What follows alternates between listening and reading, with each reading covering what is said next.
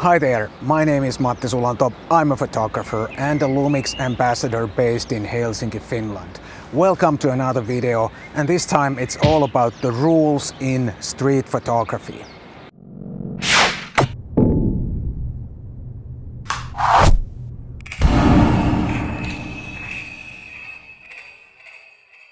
If you're new here, please consider subscribing to my channel and tap the bell icon down there so you'll get a notification every time I'll post a new video, and that happens on Tuesdays and on Fridays.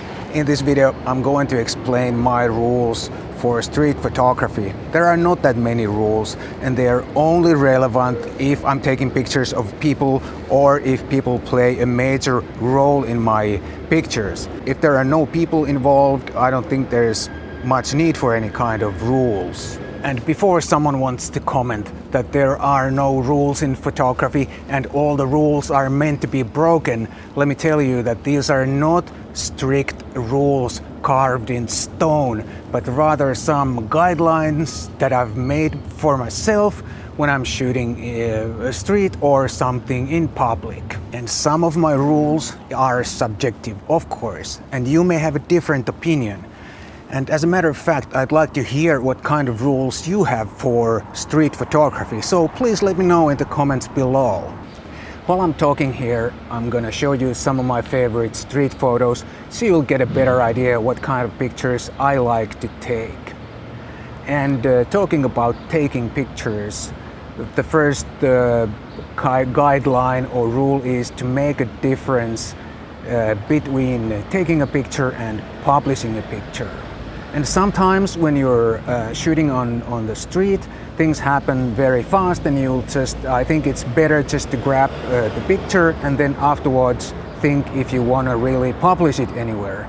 But the difference between those two is that if you take a picture and never publish the picture, then it's pretty much the same as you never even took the picture. So it doesn't necessarily mean much if you just take a picture.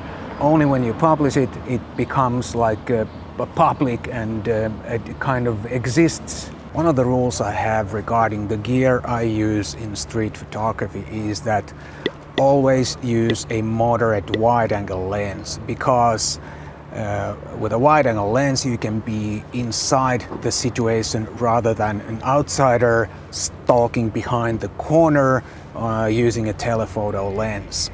And I especially dislike close-ups of strangers shot on a telephoto lens. This is not wildlife photography, this is something else. This is documenting and seeing interesting things happening around us, and we are not trying to hide from our subjects. On the contrary, I think. And I'm not saying I'm never going to use a telephoto lens. I'm just not going to use it for street photography. Telephoto lens has its uses, but it's not the street photography, at least not for me. I said I don't like extreme close-ups of strangers shot on a telephoto lens. But to be honest, I don't really care about any kind of extreme close-ups of recognizable strangers, because those kinds of pictures usually only make the subject look ridiculous or humiliates them. For example, I've seen a lot of pictures where somebody is eating in public and then there's a close-up of that. Somebody is stuffing a slice of pizza into their face, and a close-up of that is hardly very nice picture, and I certainly wouldn't like anyone to take that kind of picture of me if I was eating a slice of pizza in public.